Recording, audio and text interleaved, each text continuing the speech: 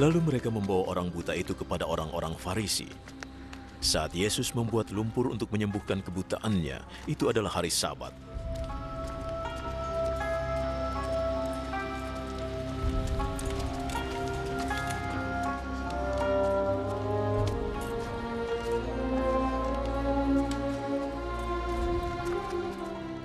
Orang-orang Farisi itu bertanya bagaimana dia bisa melihat lagi. Dia mengolesi mataku dengan lumpur. Aku membasuh wajahku, lalu aku bisa melihat. Yang melakukannya tidak mungkin dari Allah, sebab ia tidak peduli hari Sabat. Bagaimana mungkin orang yang berdosa melakukan keajaiban seperti ini? Maka timbullah pertentangan di antara mereka. Katamu dia menyembuhkanmu dari kebutaan.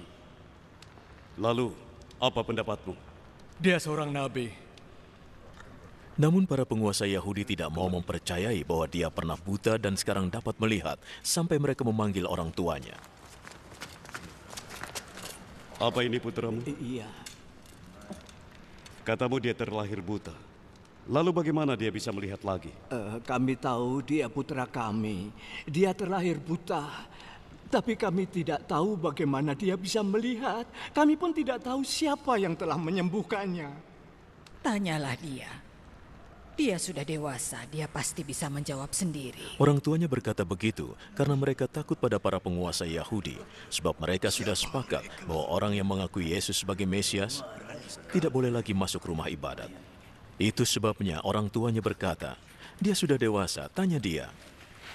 Untuk kedua kalinya, mereka memanggil orang yang terlahir buta itu. Bersumpahlah di hadapan Allah bahwa engkau berkata benar. Kami tahu orang yang menyembuhkanmu adalah pendosa. Aku tidak tahu apakah dia pendosa atau bukan.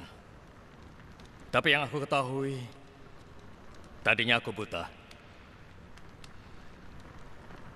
Sekarang bisa melihat.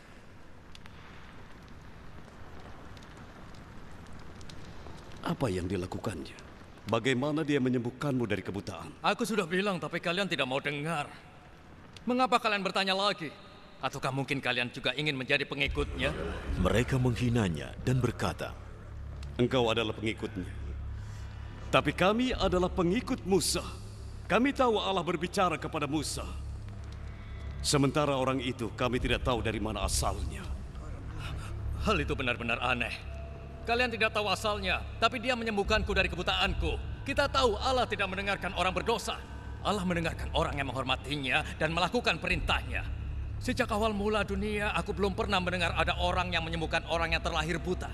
Jika orang itu bukan dari Allah, ia tidak akan dapat berbuat apa-apa.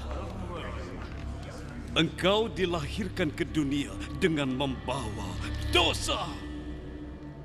Lalu mencoba mengajari kami. Dan mereka melarangnya masuk ke rumah ibadat.